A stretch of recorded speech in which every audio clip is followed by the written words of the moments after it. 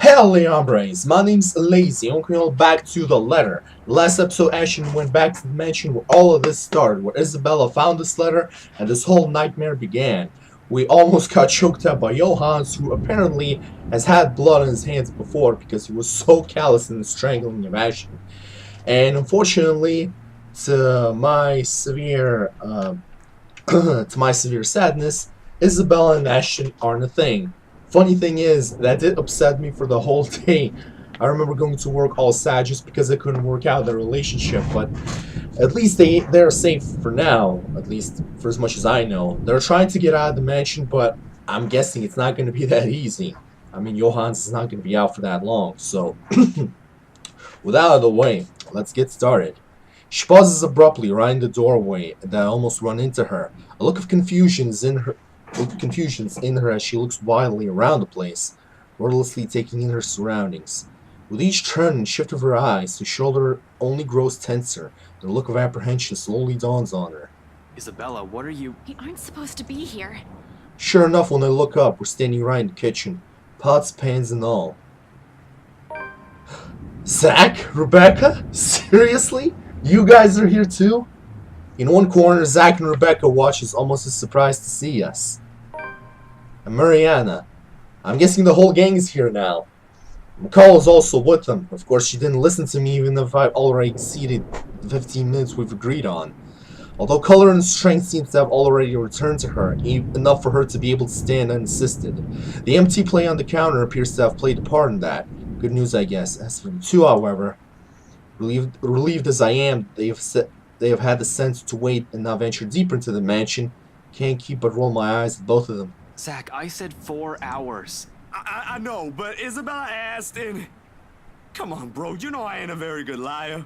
And it didn't even occur to you to stop her? We all tried, all right? She was out the door before we could say anything. And how did you guys even get in here? All three of them exchange a look. One that I absolutely don't like. In the end, it's Isabella who speaks up, albeit with a bit of hesitation. We heard someone scream, Ash. It led us here. Is it Mariana? Without warning, the door behind us slams shut. We need to get out of here. Screw right. I need to get these people out of here. Lucky we're in the kitchen and we have two ways out. The back door and the cellar offers. Except the hatch won't budge when I pull it, and neither does the back door, as if something is locked firmly on the other side. Zach also gives it a few tries, but even with the big guy's strength, it won't open. There's a long bout of silence in which we all simply look at each other, likely sharing the same thoughts. We're trapped. Something or someone has intentionally led us here. Fuck! In that same moment, once the realization dawns in, something shifts again. Blood. In every nook and cranny, over every surface and in every inch of the floor. This time unlike the first one I've seen. It remains, and gradually the whole room begins to reek of that familiar metallic scent. Sharp, suffocating. Around us, every object, including the cupboards, has started to rattle as well. The sounds from outside, foreboding rumble of thunder, and even the howling winds have begun to fade away, replaced by whispers, shouts, and cries of pain. Though inaudible, each beat and note bombards every crevice in my head with vague images and sounds. There's no time to make sense of everything, however. I'm already shouting, fueled purely by adrenaline, barking orders and making a break for the door that leads to the next room, the dining. It should take us straight to the foyer where the main door is. Move! Run! Right in front of us, the mansion has started to change and we're in the thick of it. However, instead of the dining room, like it's supposed to open to. The bedroom? Okay, the mansion's officially screwing with us this time. What's the journal say? Oh boy, everything is coming together, doesn't it?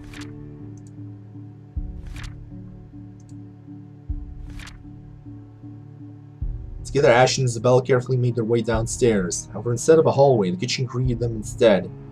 Before they understand what was happening, it slammed shut behind them and the whole mansion started to shift. Obviously, the ghost is doing. An image that lasts only about a second before blood begins to seep into the room. Filtering into the walls, trickling from every nook and cranny. Everywhere, furniture shakes and every beam rattles.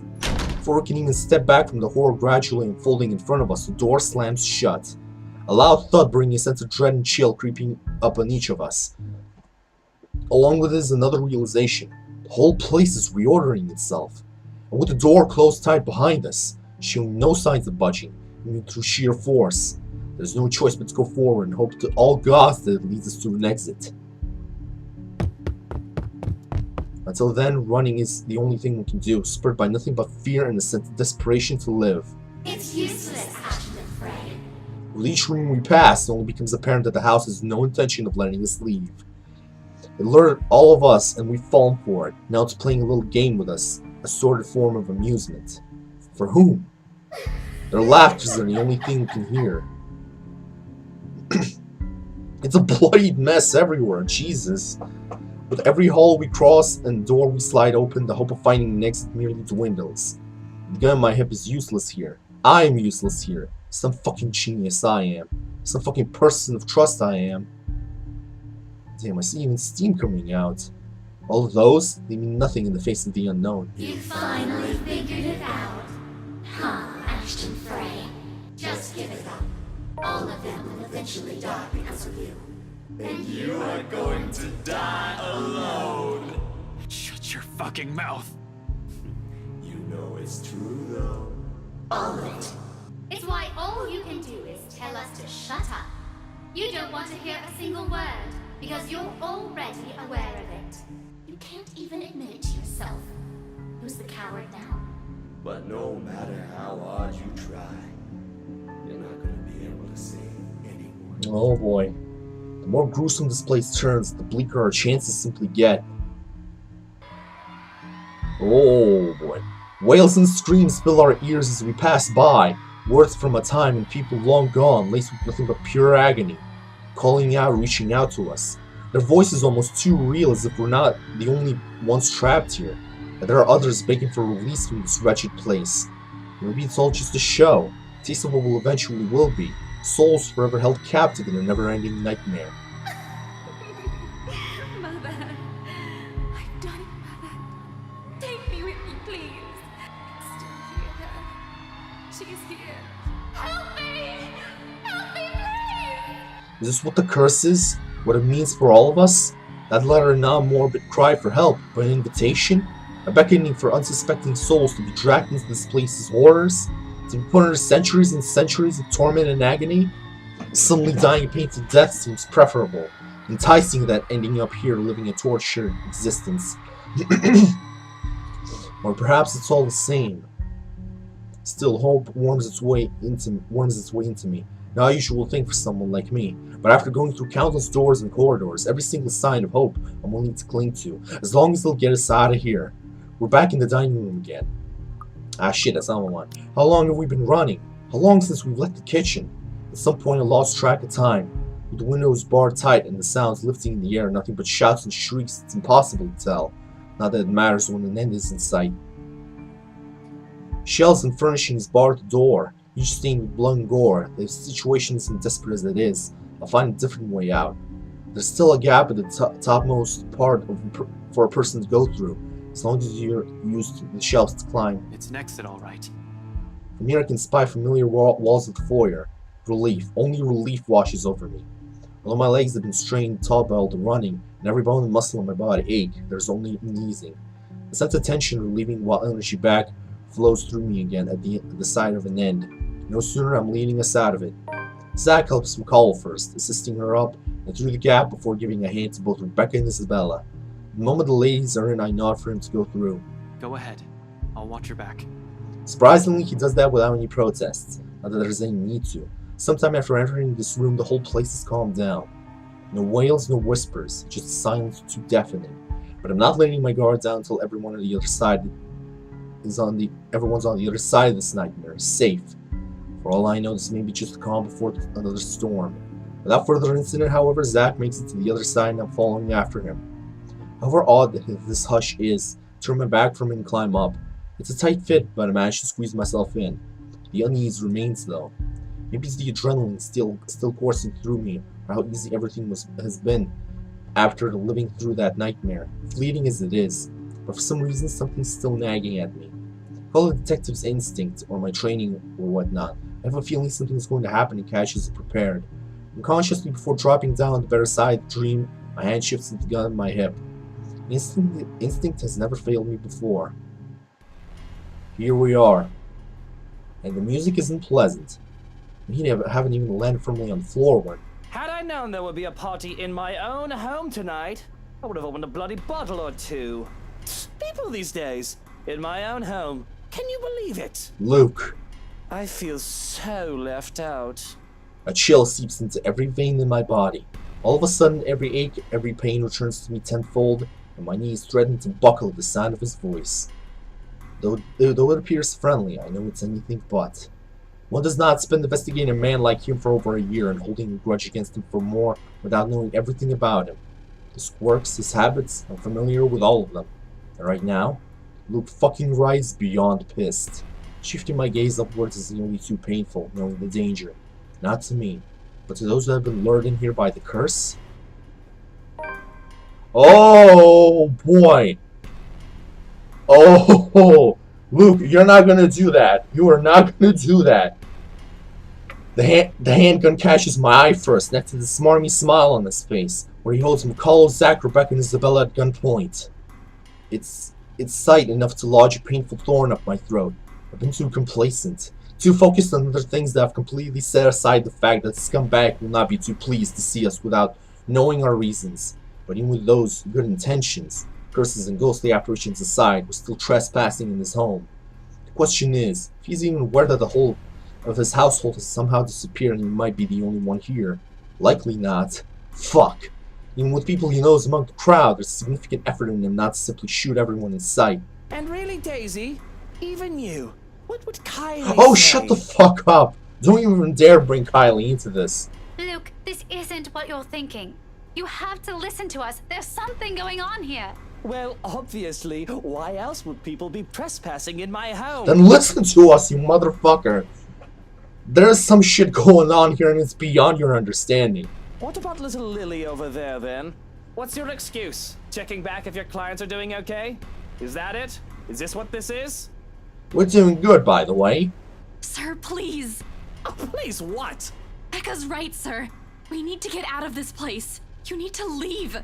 Not a good enough excuse, darling. You people are the ones who need to get out of my Then fucking let us leave. Don't point a gun at us. Don't worry. I might consider pressing lighter charges for the woman.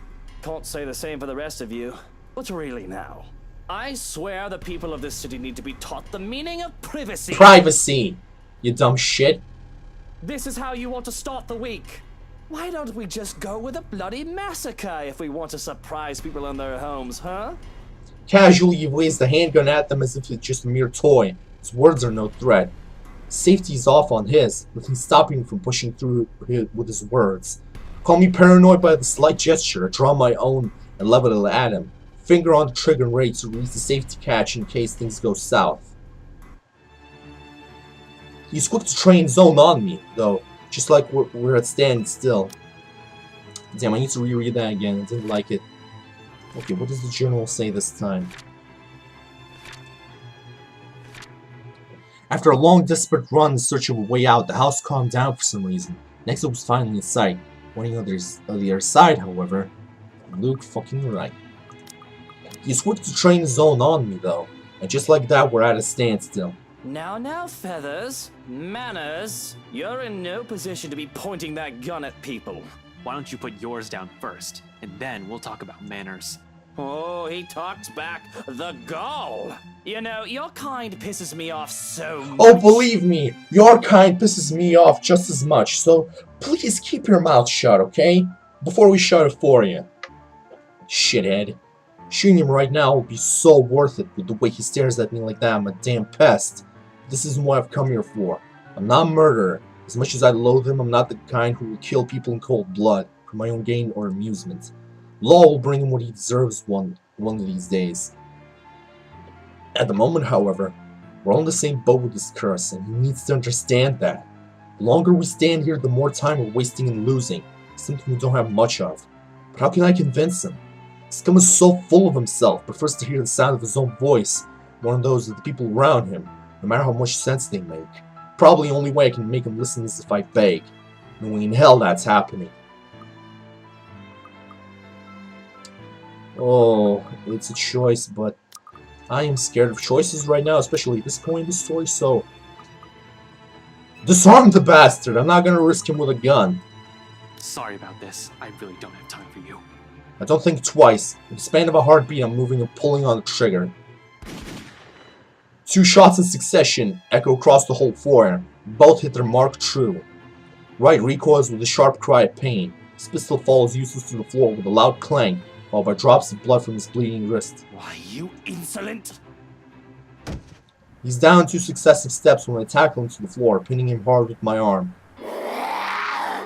Although before I can knock him out with a right solid hook, an agonized wail bursts through the tense air, loud enough to echo along the dark empty halls of the mansion. Piercing enough for every occupant in the floor to cover their ears and close their eyes. And all at once, there are images. However, there is no time to make sense of all of it. Amidst the discordant noise, something was just passed by, too close, too swift. A brief keen blur in the barely registers in my eyes, like an arrow quickly finding its mark and aiming straight for... Zach! Time slows to a stop. One moment of clarity, my body moves on its own, heart pounding hard against my ears, blood rushing through every vein. Spurred only by adrenaline, desperate bid to reach him, and don't even get to yell for him the second time. Don't even get to call his name. Ash! No! No, Ash! God damn it, no! Oh, is that really what happened? No, no, I am not having this. I am not having this. I am reloading that point. No, I am not having Ashton's death on my hands. There we go. Okay, so disarming him is no good. Fine then.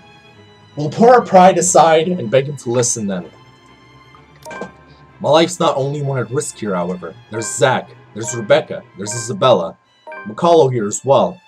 We're all unknowing victims to this fucking curse. I'm in no position to pick who to save, who I should simply let die. I suppose my pride can take a few hits and I can set aside my beef with this asshole. Taking a deep breath slowly, I lower my pistol. We're still on the edge and at the ready, in case he does something. I do my best to assume a less aggressive stance. Listen, right. I need you to... You broke into my house, and somehow, you expect me to listen like a good little boy. Yes, because if you don't listen, there'll be a fate worse than death for you. I'm sorry I had to reload that checkpoint. I am not having anybody die on my watch. I love the characters too much for that to happen. Are you a bit touched in the head, Feathers? I'm not the one breaking laws here. Look here, fucker. If I wanted you dead, I could have done it so many times already. In fact, I can easily shoot you down right here, right now. And you won't be able to do a damn thing, even with that gun. Suddenly he laughs, almost howling in fact. I thought you stole him the best joke he's ever heard in all his life. The only thing missing is for him to keel over and start rolling around the floor. All while I do my best not to sock him with the sorry end of my pistol. You have guts, Feathers. You have guts. Did you hear what you just told me? You've just threatened me inside my own house. My own home. You know what I'm thinking right now? In another lifetime, we would have probably gotten along. I really doubt it. He's running that at least. I might have ended up like him if I didn't have Professor Andrew, Rebecca, Zach, and Isabella. One mistake and it would have been too late for me. His laughter brings all those possibilities I could have lived, but I've never been given the choice. All because I have other people with me, people who care. A sobering realization.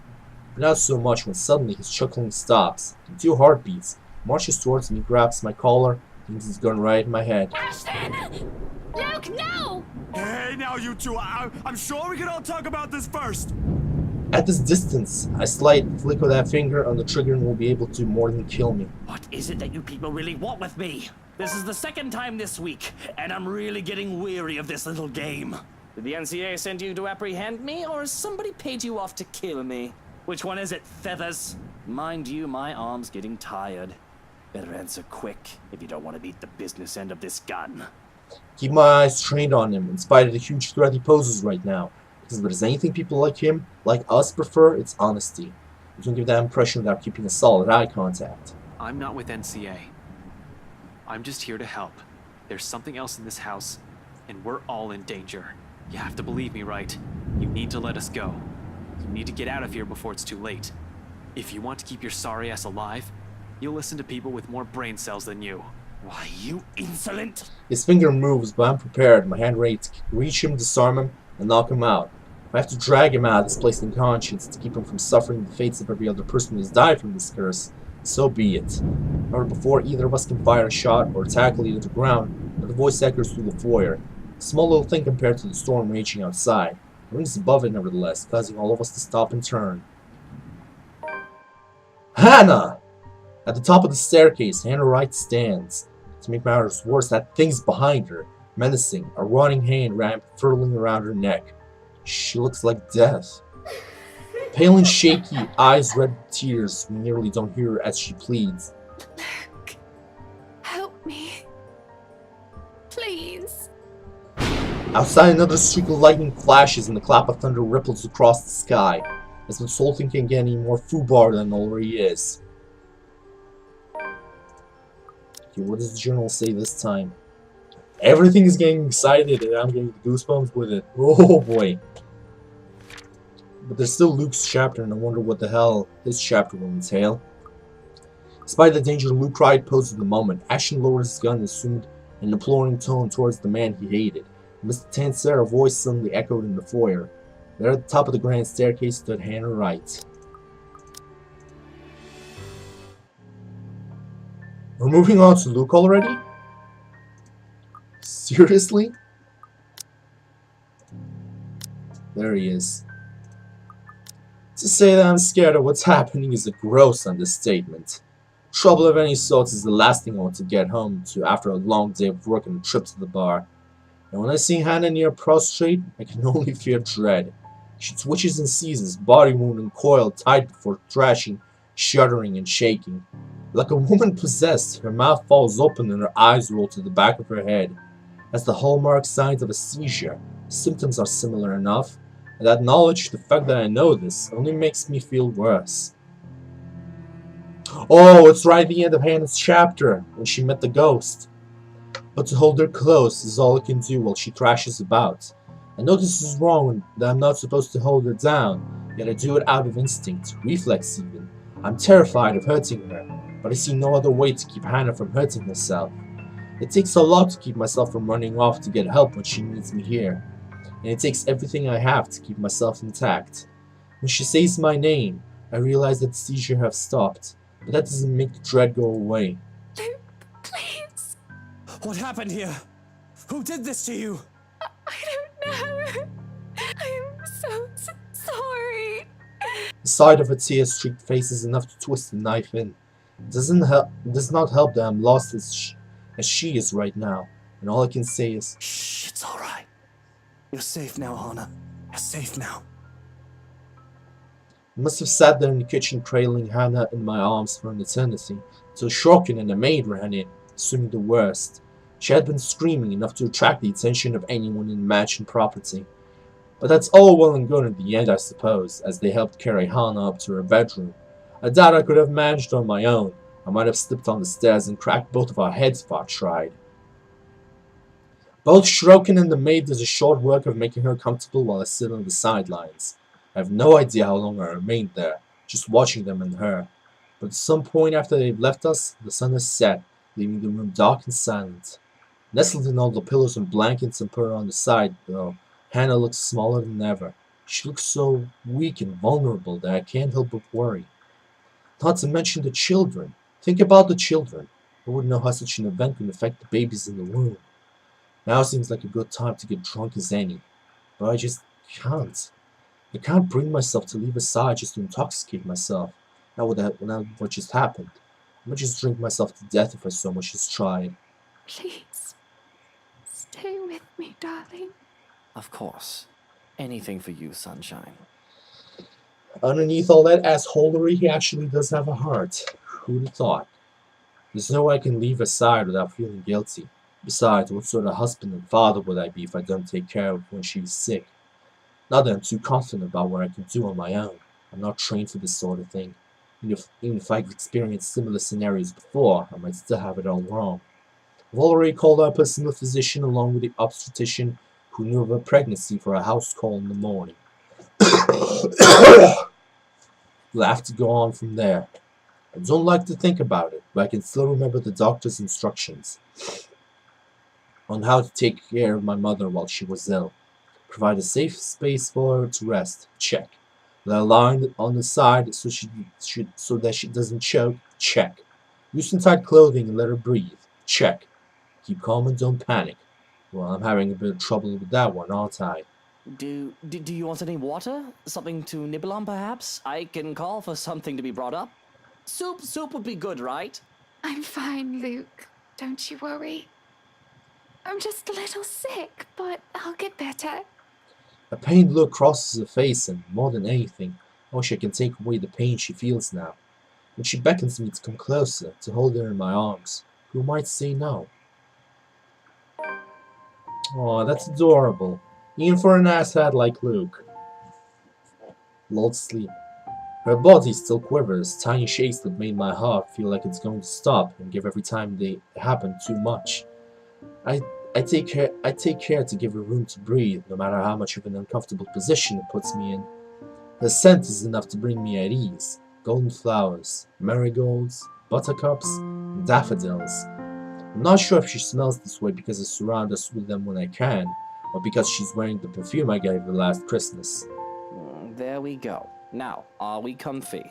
She nods her head weakly, a smile barely making its way on her lips. I'd be ready to fulfill any request she has, anything to make this easier for her, anything to make her happy. But when she next speaks, I feel my breath catch in my throat. Sing me a lullaby. A lullaby? Of course. I can do that. I know I've done so many things in my lifetime that would justify a horrible end, but not Hannah. She doesn't deserve this. It's all too horribly familiar. To find myself in bed, clutching reverently to an ill-beloved, wishing it isn't real and hoping it doesn't get any worse. To find myself screaming at a god I've long abandoned and forgotten. Not her, not again. Take her and you will bloody rule. We'd have a lullaby shared so that we can forget the pain and the fear. Hush, my darling, don't say a word. I'm gonna catch you a mockingbird. The voice actor is amazing. He even does the lullaby greatly. The way I heard is that Luke's voice actor is actually from the Dragon Ball Abridged series, if I'm not mistaken. And the guy who voices him actually does a very good job of voicing psychotic characters, so kudos to him. Kudos to him. I can hear her breathy laugh, though she doesn't tell me to stop. If this amuses her, then that's fine. But her breathing soon evens itself out. A good thing, too. And before I know it, she's fallen asleep. If only it would be as easy for me. I certainly don't envy her, but I don't particularly like how my mind runs right now. Battered and frayed, clutching at straws and asking myself if I'll really let myself fall apart in this moment. It's alarming how just the thought of losing her could break me, pregnant or not. And if that mockingbird don't sing, I'm gonna get you a diamond ring. He has an amazing singing voice actor. I've already lost my mother, the only other woman I've truly loved in my life. Oh, so despite his mom being a prostitute, he really loved her. That's good to know, at least he had some loyalty. Without knowing it then, as a young man, that wounded a great part of me. I'm aware of now of how scarred I am, for lack of a better term. And if anything ever happens to Hannah, well, I don't know what I'd do after the fact. Would the loss drive me insane? Or become mad and swear bloody vengeance on the world that deserves less than her? Would I end up drowning in sorrow and guilt until I end up drinking one night and figuring a bullet is a good way to go? Or perish in the thought, would I become like my father, one who had no further love for anything, not others or even objects or self? The vainglorious mogul that worked and worked for the sake of succeeding in the search of happiness that would never come. And if that diamond ring turns brass, we're gonna go to fields of grass. For a long while, I was that man, wasn't I? Pursuing gold and glory and nothing else. Bloody hell, I even started courting Hannah for the money her family had. She was a mark to be attained. But she was just so bright. Don't mean intelligent, though she's certainly that too. No, she was bright in the manner that she could bring such sunshine to anyone's dreary life. I thought I would need to put on the mask with her, just like with all the others.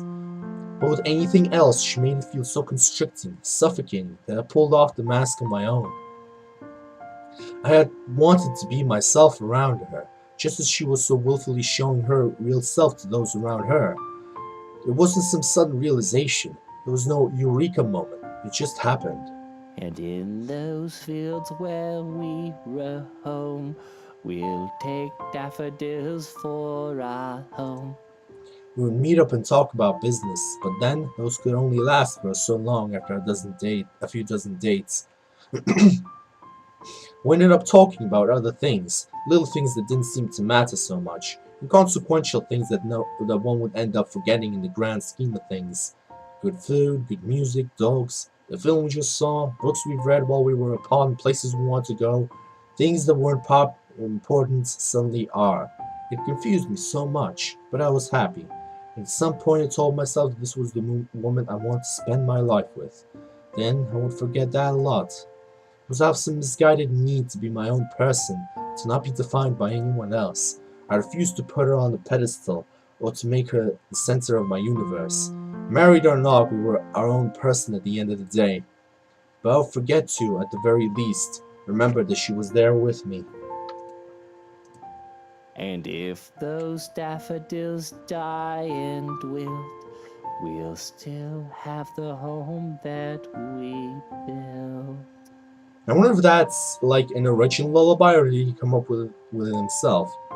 She made it better, but am, still me to an extent. Still the son of a bitch that has something to prove. I forget it again and again no matter how hard I try. I'll spend extra hours at the office for something or another, to have favorable stocks, to take care of debt or something.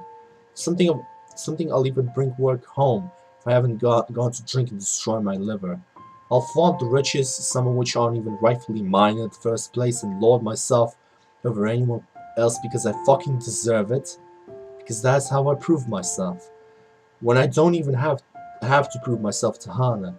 Sometimes I wonder had we met under different circumstances, had I grown up a different way, would all this be any better?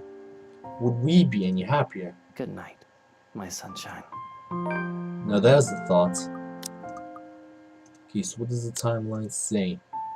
Oh, that's all the way October 29th. Okay, Monday, Sunday, Saturday, Friday. Oh, that's about 2 days before he hasn't invited guests. After what seemed to be a seizure, Johannes found the couple in the kitchen and helped usher the weak woman to the master's bedroom. Luke elected to stay with Hannah today to care for her, singing a lullaby until sleep came over them both. But that's the thought. Mummy, what happened? You were wiggling and shaking, and you wouldn't stop even if I was shouting. I'm so sorry I shouted at you, Mummy. Shh, don't cry. My little ball of sunshine's not supposed to cry, is he? Don't you worry.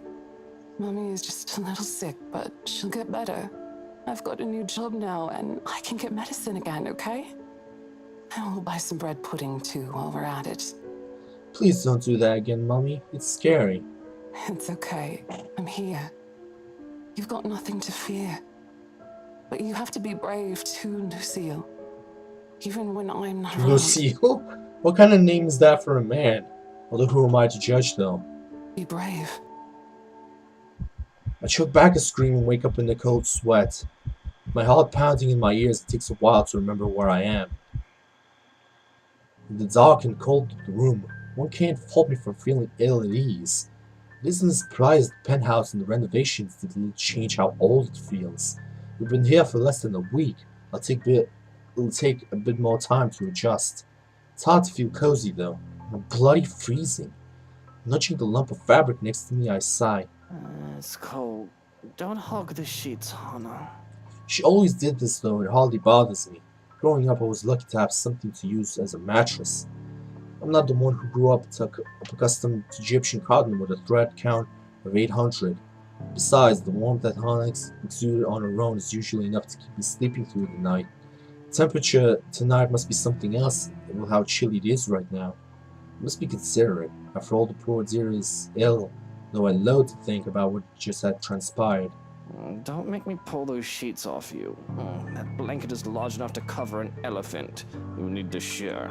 It takes a while. What was that, honey? Apologies. I'm just in the loo, so if you can give me a moment. There's no sign they'll be moving where they lie. With care, I go for a knife hidden under the side of my bed. It'd be foolish of me to instigate anything while I'm unarmed, after all. Unarmed. To pull back the covers would be a more difficult affair, because reaching out to uncover who was underneath, I have to prepare for anything and assume the worst. For so much to see a nozzle of a gun, there's going to be a murder tonight. I know they say not to bring a knife to a gunfight, but I think he can sink a blade in his liver faster than he can point and aim. I see the rise and fall of the sheets, though it could easily be mistaken as the fall of the breeze. I hear their breathing. A great sense of foreboding comes over me, making me hesitate with my plan. I should just get Hana and myself out of here, not look back. Let security handle it. That's what they're there for. Maybe I should just man up. There's no way I'm risking the chance that inaction will put Hana in danger. But what's the worst that can happen, right? I have no reason to be afraid. There's no bogeyman under the bed, no monster in my closet. If anything, these things should be afraid of me. Right? I grab a fistful of sheets and throw them aside.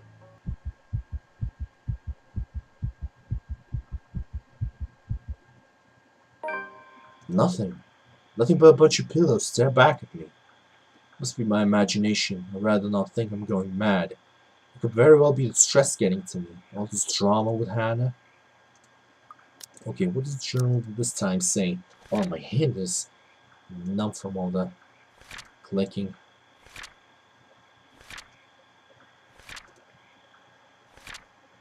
Luke woke up in the middle of the night with a scream and a cold sweat. Finding comfort in the warm body next to his, he tried to get back to sleep to forget the images playing in his mind, until Hannah called out from the loo. Loo is British for bathroom. I've been doing well all these years, all things considered. I guess I do have a breaking point, but still the world goes on even if one cannot, and I must go along with it. I suppose a day off or two tomorrow wouldn't hurt. Rest aside from a few hours of sleep would be welcome, more than. But I can't shake off the unease. I dare say that I feel afraid, irrationally so. Something will come creeping and crawling from under the bed, even as I lay back down and close my eyes. October 30th, Sunday. We're on Sunday already. The odd dreams don't linger, thankfully. But with the morning comes another disturbance. Both too loud and too sharp for my tastes. And I have very fine tastes. The piercing rings of a doorbell reaches even the bedroom. I'm very much inclined to think the person who built this place lacks any sense of it. Perhaps the only thing good in this is that the ruckus has chased away the kneeling guilt from last night's commotion, if only temporarily. Still, it's a bloody annoying distraction. I can already tell you it's going to be a long day, and it hasn't even started. Before the racket even lasts another minute, I'm peeling myself off the bed and heading straight for the main door. There will be a murder today if this doesn't let up. How quaint. It seems everything in this blasted universe is intent on getting in my nerves as of late. Gordon Bennett! Only a Nancy would knock at such an ungodly hour! Is that Zach? Is that Zachary knocking? In the first place, I shouldn't be the one doing this. This is why I had a valet, for fuck's sake. Where's that damn butler when I need him?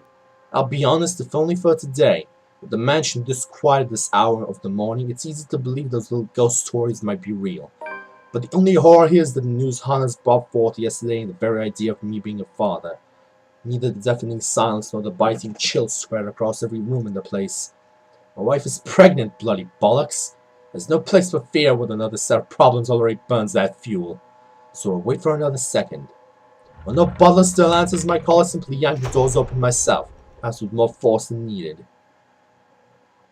Oh yeah, it's when Zach tried to walk into the mansion. And maybe it should be appropriately there, considering the person on the other side and the hour he dared to appear on my doorstep. Even someone with a half-brain knows not to disturb anyone this early. Brief confusion quickly gives way to anger, and before the bloody photographer can even get a word in, I'm hurling venom at him. It's less than he deserves, really. Hannah will disapprove, scolding me for treating the photographer with such disrespect if she hears me right now. She seems fond of him after all, despite meeting him only once or twice. He's merely doing his job, she'll say. But she's not here, is she? What she doesn't know. You? How the hell did you get in here? What in seven hells do you want? It's bloody 6 in the morning! Listen, sir, I know this is not a good time. Oh, it's not a good time. Did you even check the clock before coming here? I bet you didn't. This is still my home. My rules also apply to this place as much as Hannah's do. As simple as that. Unlike you, the ones living in this house need to sleep. It just so happens it's also a person I will never take a liking to. No need for remorse. Come back when people are actually awake, or I'll call security on you. He continues shouting and there's a slam the door in his face. Some nonsense about the news lately, though I don't understand most of it. However, with the closed doors muffling the better part of it with no ears to listen, his tirade doesn't last too long. Eventually he leaves and silence once again fills the room as it should. In hindsight, maybe I should also call psychiatric services. It certainly sounds mental just screaming like that. A suspicious man like him left roaming the immediate grounds, nothing good can come of it. But if his presence will indeed bring a problem, a sign of bad things to come, I'll probably know soon enough. Worst comes to worst, Shrokin will take care of it if need be. That's what I'm paying him for. In the meantime, the bigger problem at hand. It's on the wound that I've chosen to cook. Sure, I have a lot of other things I could have done instead, but cooking distracts me and I do find it relaxing on the rare occasion to step up to the task.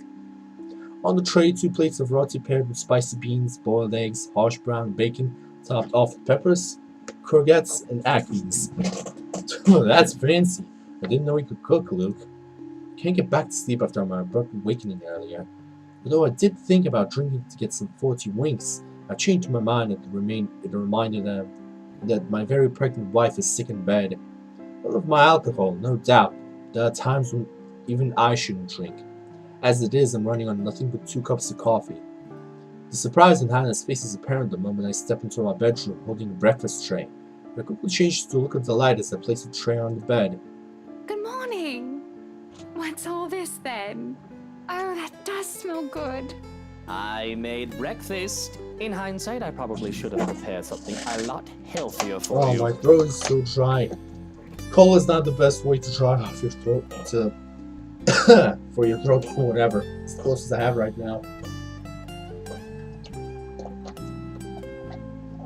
Damn it, this cola doesn't even taste that good. Oh, don't you fuss. This is absolutely perfect. A little grease isn't going to kill me. Feels like forever since I last had your cooking. I don't see what you're so enthusiastic for. I'm no master chef. I won't be too mad if you tell Johans to cook something else for you. That just means more for me, of course. I can't wipe the grin off my face when Hannah takes a bite and looks like she's enjoying what I've made. It would be a lie to say I'm not glad or proud that I can make her happy, though perhaps I haven't been able to do that as of late. But Hannah needs me now, and that counts for something, doesn't it? Oh, I don't think I can finish this all. But I should, shouldn't I? After all, I am eating for 3. I feel a terrible pit in my stomach at the reminder. I tried to fill the said pit with food anyway. But bloody hell, I don't think I'm ready to raise a child, let alone 2 of them. There's nothing else that can be done other than to steel myself for fatherhood. Speaking of you 3, what did Dr. Hobbs say? How are you and the babies? The physician took some of my blood. I'll go through some other tests tomorrow to make sure we're fine. I know how you hate hospitals, so I asked Johans to drive me there. That way you can have some alone time with Kylie too. Admit it, you just want to leave me alone with a little tyke without any backup. Don't be like that. You'll do fine, I'm sure. And she'll love spending the day with her fairy godfather. Of course I can't just look at it. Of course I can just look at it like it's practice. I too want to be a good father, right? Not like my own, but I don't think any practice in being a parent would have helped him. He hadn't cared about the son he sighed until he learned that he was ill and was not long for this world. And even when he did find me, he still cared little. I definitely don't want to be like Damien Wright. Oh, what choice is it? You know what? Since I'm kind of scared about choices this late in the game, let's... I'm just worried about the children, Hannah. Oh, thank God. I know you can take care of yourself just fine. You're one tough cookie. Look at you, already becoming a great father. One day, when the kids are all grown up, I'll tell them the story of how their dad is being a great big worrywart. Just leave being pregnant to me, alright? My hand moves to Hannah's stomach, which is yet to grow too much beyond its usual size. There's some pudge hidden well behind her dresses, half expecting to feel something, perhaps a kick. They always talk about how the sensation cements everything, proof of life that goes beyond a growing belly. But of course, it's far too early for that. Still can't believe it, you know. I didn't think it would ever happen. We're going to have kids. A shame, I suddenly need grounding. It would help me get my head around what's going on. How are you feeling about all of this? I don't know how I feel actually. Worry is the first thing that comes to mind, and I don't think I'll ever stop feeling that. That's what brought this on, isn't it? And it would be awful for me to say that I'm not happy at the news, excited even. But all that did not stop me from feeling the same fear I had from when Hannah first told me of this. I was so afraid, still am. I never gave thought into being a father until now. I'm already afraid for them, their safety, and the world they would find themselves born into. I'm afraid for them because of me, the bastard who will be their father. The only consolation that comes to mind is the fact they'll have someone like Hannah as their mother. Like I told Miss Pink, I never wanted to spawn anything. Though I truly did not mean to call a child, even an unborn one, an abomination. Of all the people in this room, I'm the one closest to being a monster after all. I'm all right. You're good, so I don't see why I shouldn't be. I'm not the one carrying a pair of brats around in my belly, am I? Just think about it. 2 tiny humans are inside of you and you're going to swell up like a watermelon. If you can get through this, so can I. I'm afraid, but the smile that Hannah gives me is enough for me to believe that everything will be fine. We eat the rest of our meal in companionable silence. And if I shovel some food off my plate onto Hannah's, she makes no comment on it. Come on then, sunshine. Eat up. Can't have any of you starving on my watch now, can I? I say in a joking manner, but I'm entirely serious about making sure they didn't starve in every sense of the word. I know it's an impossibility to be lacking when it comes to food, how well off we are, but there are other things a person can be starved of. Affection, attention. I can probably think of a third word that starts with the letter A, but I digress. Soon enough our plates are clear and I put them away. There's no objection to either as a quiet yawn escapes her lips and her eyes start to droop. Indeed, the urge to sleep is high after having a full meal and with an inviting bed. But sleep isn't what I want or need right now. Okay, October 30th. Rebecca, Ashton. All these scenarios are coming into place. Come Sunday morning, Luke continued caring for his sick wife, going as far as preparing breakfast for her, putting a smile on Hannah, even when he admitted worrying about her children's well-being. When sleep had taken her once again, he simply left her to rest. Strange there are no pages in this one. Whatever.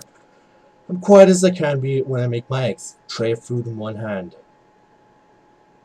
Hans. You hide a sadistic streak under that calm, collected look under yours, don't you, Hans? But I'm quick to pass off to Hans as soon as I see him. Hans, look after her. I just need to get out. Stretch my legs, clear my mind, think. I don't think having screaming, crying babies will give me much time for that once Hannah gives birth. Is everything all right? Should I be worried? Shrocken. Everything is good. Really. Best I've ever felt in quite some time, I think. Well, I think that's cause for concern. Shall I expect to find a corpse in need of cleanup? Really? He says that so calmly. Ashton was right, he did have blood on his hands if he says something like that. I can only shake my head and grin, deadpan delivery both amusing me and making me wonder if he's joking or not. It can easily be half and half. There has been an instance or two where that did happen. But don't give him an answer. Let him keep guessing. Step out for a breath of fresh air. Gray skies loom over the horizon. Through the sun fights for every precious minute gets to stay. It'll rain again soon, with the wind bringing along the gloomy clouds normal to Luxborn. Till then it doesn't hurt to be out here for fresh air and sunshine. I walk to the gardens, what little of it there is at the moment anyway, and kneel by the daffodils. These were the first to be brought here and planted on my request. If nothing else, they brought in a sense of peace. They were Mother's favorites. Closing my eyes, I lift my chin up to welcome the light that shines upon me. And for a minute I can imagine myself as one of the flowers, peaceful, blooming and all too happy to stand in its warmth.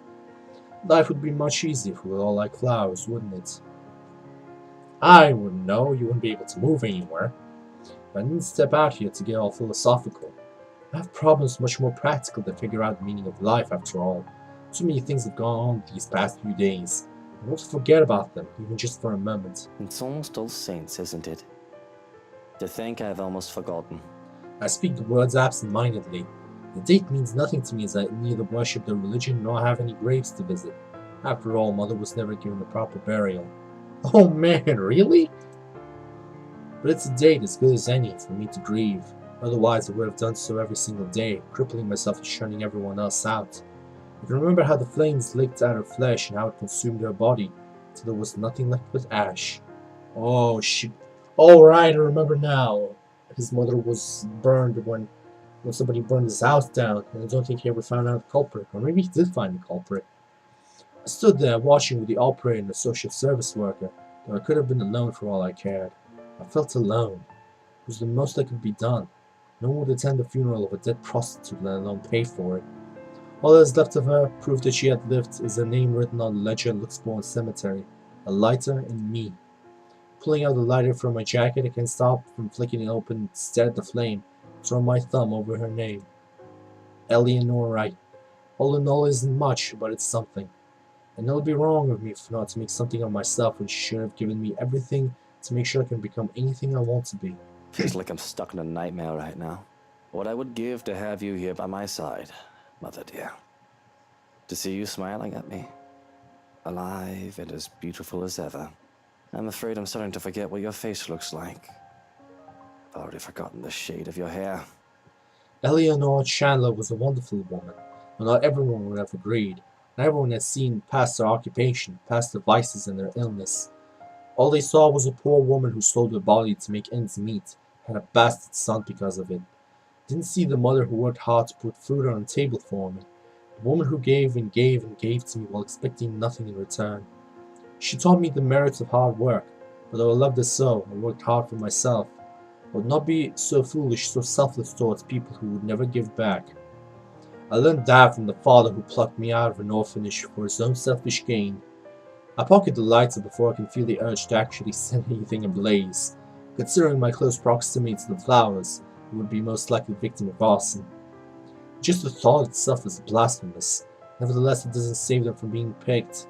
Just enough to make a bouquet of the things in honor of Eleanor. Would you be proud of me if you saw me now, Mother? Maybe not. You're always so forgiving. No matter what trouble I got into. More than I deserved. Especially now.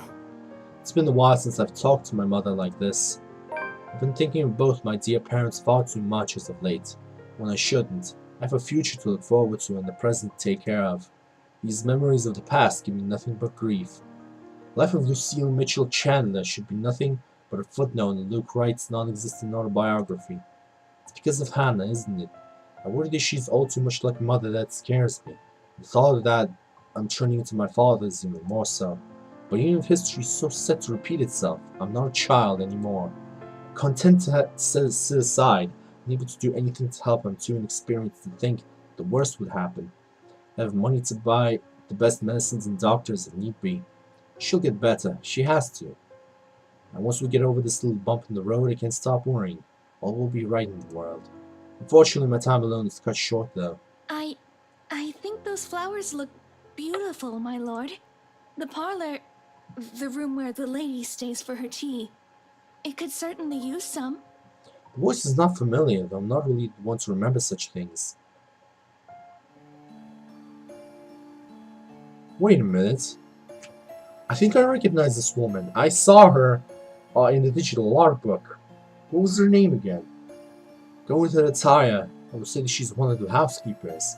Strange considering we sent all the staff but Johann's away. And her face, as pretty as it is unfamiliar to me. It would be a lie if I said that didn't set me on edge. Most would say that I cared little for my employees. That isn't entirely untrue.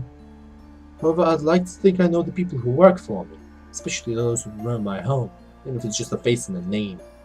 Besides, I would remember a beauty such as her. So who is this? If she's someone impersonating household staff to get in, she's doing a bad job of it. Didn't you get the memo? Are you new? Today is a day off. You aren't supposed to be here. I expect poor excuses and apologies the likes of her often give, She merely smiles. Oh, no. I've been a servant here since you first came. And I see no signs of lying nor hearing in their words, yet they can't be true. But I find that I feel like I can relax. She has a sort of smile that makes one's kindness shine through without words of action. It reaches her eyes, filling them with a strange sort of mirth, as if she just thought of something very funny. Perhaps had it been any other person, I would have interpreted it as a deceitful grin. But the curl of her lips and the shine of her eyes are too soft to hold any malice. She takes my silence as a sign that she can continue. It's not like I feel any urgency to stop her. I'm not really in the mood for company, but I'm not adverse to it at the moment either. Entertaining a beauty like her, even for a little while, would hurt. It helps that she proves easy to listen to, despite how oddly she speaks. I'm sorry. I apologize. I shouldn't have bothered you. Look at me, talking to the master of the house without even asking for permission.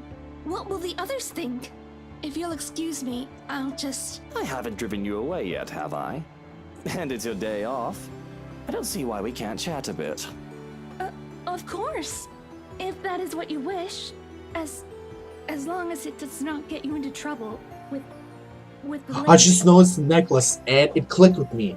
She is Takako, the Japanese maid that used to work for Charlotte Armengardi. And after she caught Charlotte being unfaithful, boy did Charlotte put her through one hell of a torturous time. I can't word anything. To even take time for someone as lowly as me.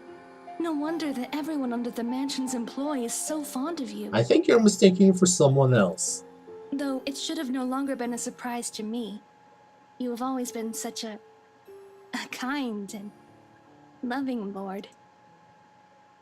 I have to stop myself from calling her out on a shite. It's almost as if she's talking about an entirely different man. No matter how big my ego gets, I know for a fact that I'm hardly in the running for Best Boss of the Year award. What I like about Luke, even though he's an asshat, he's aware of the fact. But yet doesn't do anything about it. The only reason that most of my staff stays is because of decent compensation. I'm not cheap. But if she wants to lay it in on thick, I'll allow it. Who wouldn't want a beautiful woman complimenting them? I'm sure she'll be fine with this. We are just talking after all. Unless you had other things on your mind when you approached me. Let's leave my mouth before I even realize what I've said. I panic a bit. I can't get away with picking a woman out in the city. Sometimes even out of the county. I've always taken care not to do so in my home or in my business. No one will be so easy for Hana to find out about my infidelity through these channels. No, seriously, I still don't see what the big deal about it is. I just have an itch I need to scratch. I know it must be amusing to see a girl flustered for a man of your stature. But please don't say such things, my lord. But yeah, Takako is a Japanese maid who used to work for Charlotte, and after Charlotte saw Takako spying on her fidelity, she gave her hell, pretty much. The reason I know is I kind of spoiled myself on that front, I'll admit. I saw you alone and simply thought you could use some company. Thankfully, in due count my lucky stars, it seems the woman takes it as a joke rather than a casual pass it was intended to be. So how are you liking your work around the mansion? The place is wonderful, but I imagine the upkeep is ungodly with all the rooms and whatnot. I don't even want to think about how many people are on the staff roster. Work is work, my lord. It is a way of living. A purpose from day to day. It is certainly far better than doing nothing or having no food to eat. The house itself is also beautiful. There's no lack of things to look at. I'm sure you've seen those books in the study. I can't read any of them yet, but if given the chance, I'm sorry. I shouldn't be thinking of those things. Especially when the rains, they might bring more work to us soon. It will definitely be much more difficult when it returns. Idling about is the least I should be doing. I guess you can put it that way if you want to be brutally honest about the whole thing. And the rain shouldn't be a problem. Hopefully. Maybe. If a little dreary, at least she doesn't beat around the bush. I like honesty. Many would bemoan their status as a household staff, as janitor or other menial role, and believe themselves to be for greater things. I will not begrudge the idea that one can always get better. But one shouldn't be so discontent with what they have either. The rain is something I simply must get accustomed to, if I am to live here. I've not spent long in this place after all, but I have been told that it has reigned in this nation since a mother's time and their mother's time. There is little we can do about it. I am just glad to have time in the sun, even for a short while. I like how their emotions in the conversation is completely different from what's happening in the CGI cutscene. Look at Luke, he's so damn worried, and for good reasons. Isn't that the truth? Really, these sunny days have been welcome, though I can't imagine they'll last for long. Sometimes I just want to pack my things and leave for somewhere like, say, the Bahamas or whatnot. Get some sun and surf. But certainly, you will return for us, won't you? This is your home, after all. Your people. They won't be pleased if the master of the house leaves. Of course, I can't very well leave my businesses hanging here, can I? I just wish I could actually trust people enough to go on vacation without taking work with me. I've also got to get back here if I ever want proper meals. A proper pudding is something you'll never find out there. The woman nods in understanding, and I must say that she makes for a fine listening ear. But what she says next gives me pause. Is she meant for me to hear it or not? And good tea. From what the cook has been telling me, I've yet learned how to prepare one. Perhaps once I do, it would endear the lady of the house to me. I never expected her to be so unkind after what she did for me. Though it's only if one catches her in a foul mood. I wish I knew how to avoid her anger. I highly doubt that she means Hana. That woman rarely has a mean bone in her body. And when she actually is nasty towards someone else, it's usually deserving enough, much like with that Rochelle woman. Hell, she even tolerates Harvey for me, even if she didn't admit that she doesn't quite like the man. She must mean the head housemaid, right? I have to laugh at that. Not that I have room to speak. I don't deal with her myself any more than even your Hans' few choice words about the head hag. She's just been under the right employ, and she was also the head housemaid for my father. And if anyone was not going to get along with someone, it'd be the crotchety old woman. I don't even remember her name. But the woman had been this strict, upsod bitch who took one look at me, master's bastard son, and turned her nose up as if she were better by mere consequence of birth. Then she absolutely loathed my very existence. Perhaps the rumors had been true. She had a miscarriage while bearing another one of her dearest father's children. She saw me as an obstacle to her being granted a better standing in life. I remember that much at least. The only reason I haven't sacked her yet is because of her competence. Also because working under my household makes her absolutely miserable. Resignation made impossible by her pride. Nobody really gets along with that woman. I think everyone just tolerates her because of how old she is. I mean, not to be rude or awful or anything, but she's at the age where she'll be pushing daisies soon enough. Is she? Really, my lord? I'm sure the lady is much younger than that. I think the thought of tormenting the young and beautiful gives her reason to live. It does seem that way. Though I feel sorry for her. One's life should not be wasted away on hatred and anger. It is never good for the heart or the head to always carry ill thoughts. But at the least, you are here for us. We are certainly so lucky to have a lord like you. The lady even more so. The gods smile down on her. Though, if I may be honest, she is to be envied. Even when I have my suspicions about her, she's just so easy to talk with that I've forgotten. I don't know who she is and if she's actually one of the household staff. I would explain why she would so easily give obviously wrong statements about my character. Though she is here for malicious reasons, she would have done more than do small talk with me by now, wouldn't she? I have so many questions. Perhaps curiosity will kill this cat. It's strange that I've never seen you before. What's your name? You do not remember? No? I don't believe you've mentioned it, or am I missing something? You still cannot comprehend it, can you, my lord? The answer chips away at the good mood I'm starting to get into. I have every right to be angry at the cryptic response. She threatens insubordination with the very presence alone. Instead of hurling vitriol at the woman, I take a deep breath. I don't want my mood ruined further than it already is. Not right now when I can't let my temper take its course another time. Whatever your name is, and no matter how long you've been working for us, that does not change the fact that you shouldn't be here. I'll call you a cab to bring you to the city if you want. Shouldn't I? What if I do not wish to The leave? music's changing. I merely desire to stay by your side and serve. Is that such a deplorable thing? Her gaze sends chills down my spine. It's too easy to see the devotion, the obsession in her eyes. Not the good sort either, as the scrutiny makes me feel like I'm laid bare. The awfulness of her presence is all the more palpable with the feeling of bugs crawling on my skin, and the silence that makes it seem as if the world has stopped. Any friendly atmosphere we might have had going for us is completely forgotten. Danger. A small part in the back of my mind screams. The part that has... Pooh! I misclick that. In hindsight, it'd be stupid not to take heed of it. But I've grown arrogant, complacent and content to hide behind wealth and power. Yes, it's a deplorable thing, as you said, because I'd like to be alone now. Thank you very much. If you didn't want the day off, you should have reported to your superior. This is utterly unprofessional of you, and I shall be issuing complaints. In fact, if you know it's good for you, you should start looking for another employer. It's at my threat that the smile on her face turns tight. I see. It escapes you still. This is unfortunate.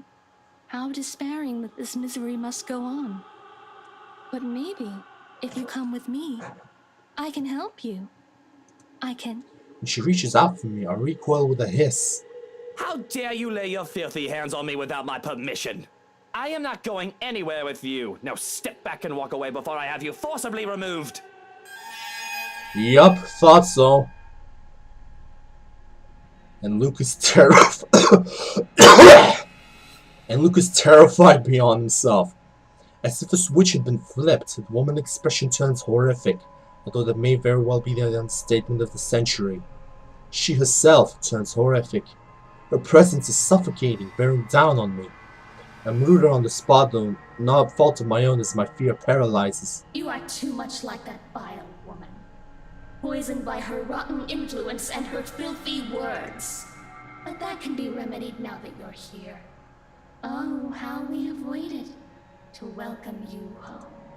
Come, my lord. The house beckons. When her fingers grasp the back of my coat, I finally find an enemy to break off into a run. Still feel her eyes on me as I run back to the house, but I refuse to acknowledge it, let alone look back. All I need is to get away from her and to make sure she stays away. If that means acting like a coward and seeking out company to keep me safe, nobody can tell me to do otherwise. Bravery isn't something to be lauded if it comes along with stupidity. Okay, what does the journal say this time?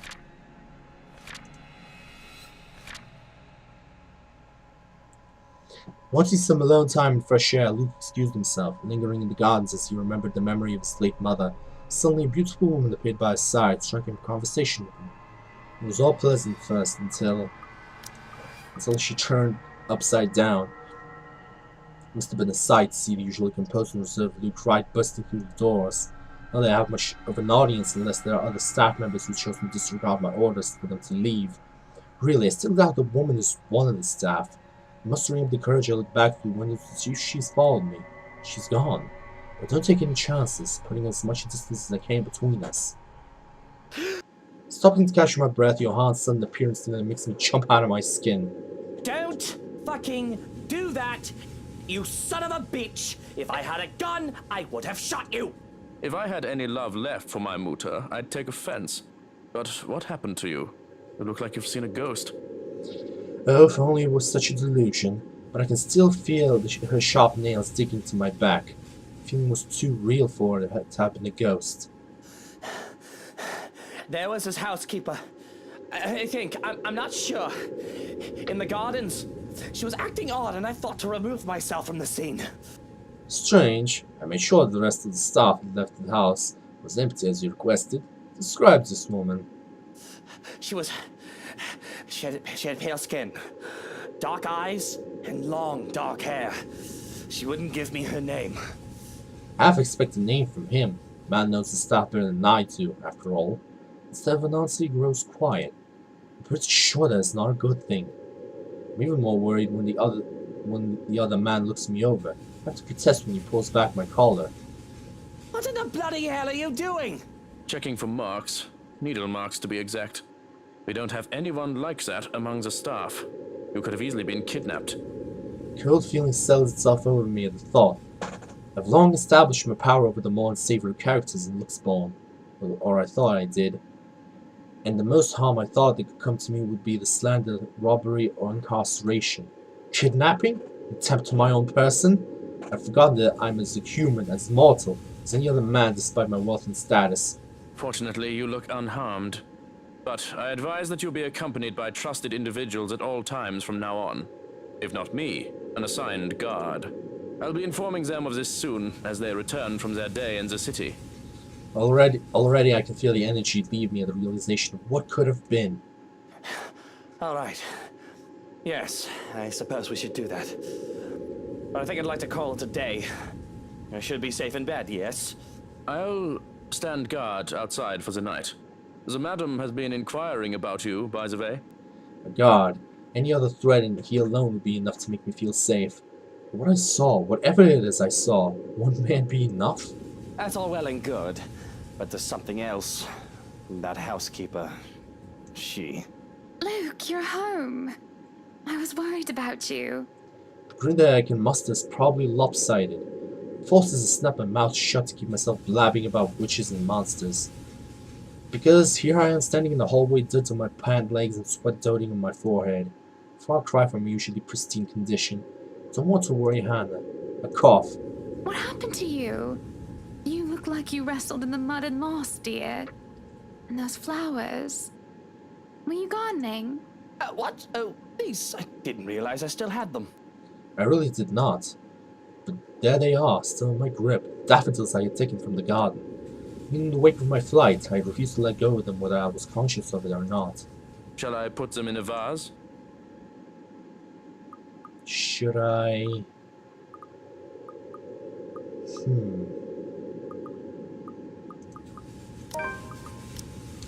A plus to Hannah. God damn, look how smug and creepy he is in this picture. Perhaps I did to save face, or maybe a small part of me really had planned to take them for her. But like a young man presenting flowers to a Valentine's, I awkwardly thrust the bouquet in Hannah's direction. They're for you. These are lovely, thank you. But aren't these? Surprise is to be expected. The open-ended question needs little interpretation. I've never given her daffodils before, especially not from ones that I considered mine. They're for you. Don't make me think that kneeling around in the dirt was a waste of my time. It's not. It's not. Just. Are you feeling alright? I hope whatever I have isn't contagious. I'm not sick, Hannah. I just got them for you. I thought they'd make you feel better, brighten up the room. I don't need my intentions questioned. The thank you was enough. And I didn't mean to insinuate anything. But you are right. Thank you. True. Ah, shit, again. I pressed too fast. She takes them from me and then, careful not to crush the stems. There is still uncertainty on her face which endears and annoys me in equal parts. But she does look lovely with them. For a picture of her something that should be immortalized in paint. It should be for Mother, but it doesn't matter anymore. Why don't we turn in for the night? You must be exhausted with all that gardening. What does a dead woman care for flowers? October 31st, Monday. Wait, October 31st. Oh, that's Tuesday that it was happening. Okay. Alright, and you know what I'm actually going to do? I'm going to save and end this video here. Things have been kicking off, starting from Ash's chapter, we're now in Luke's chapter. And surprisingly, he has a lot of character within himself. Despite him being an asshole, there are actually people that he cares about. And the ghost is already seeming to haunt him as well, so it's fun to see how it all plays out for him as well. So, and also, I don't think I'll be unlocking the true ending because nobody died in my watch. I mean, Ashton almost died, but I immediately reversed that decision because I was having no deaths on my run. I love all the characters too much for that to happen. So, without further ado, that's it for this video. Thank you all who watched. And hopefully, I'll see you all next time. Bye-bye!